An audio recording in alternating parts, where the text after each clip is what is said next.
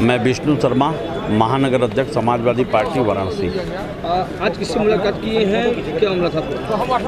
विगत दिनों आरक्षण, वार्डों के आरक्षण जो है निर्गत किए गए थे, समाचार पत्रों में प्रकाशित किया गया था। आज वही आरक्षण के संदर्भ में हम लोग जिलाधिकारी एस राजलिंगम से मिलने के लिए हम लोग आए हैं और हम लोगों ने आपत्ति दर्ज कराने का काम किया।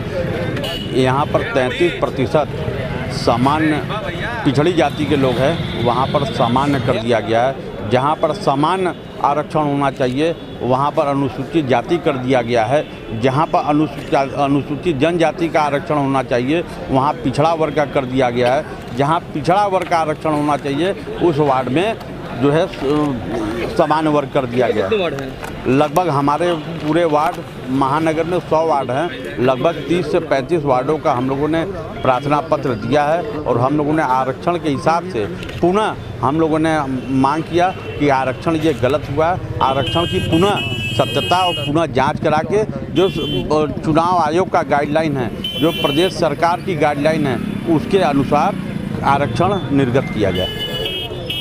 आज लास्ट डेट है। हम लोगों ने लगभग 30 से 40 वार्डों का हम लोगों ने लिखित रूप से जो है आपत्ति दर्ज कराने का काम किया और डीएम साहब ने हम लोगों का आश्वासन किया जिस वार्ड के आरक्षण आपके अनुसार अगर कहीं भी संगतियां हैं तो उसको हम लोग जांच करा के पुनः दूर करने का काम करेंगे। पूरा परिचय। मैं हर्ष राजभर, समाजवादी पार्टी कार्यकर्ता।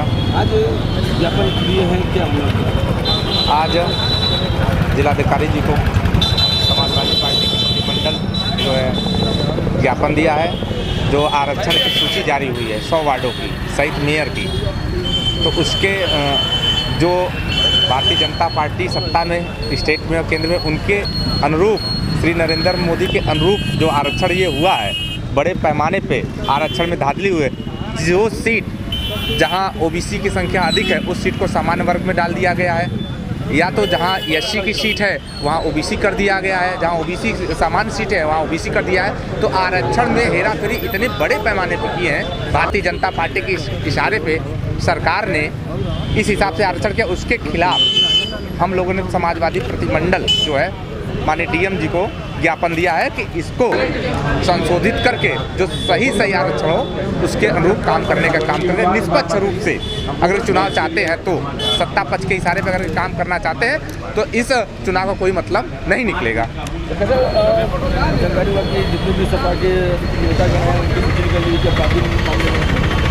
देखिए, आप जान ही रहे हैं कि भारतीय जनता पार्टी अपने जितने भी वादे किए तो उसमें नाकाम है, फेल है। किसानों के साथ, चाहे आपके नौजवानों के साथ रोजगार देने में एकदम पूरी तरह से भारतीय जनता पार्टी की सरकार केंद्र और प्रदेश की विफल है।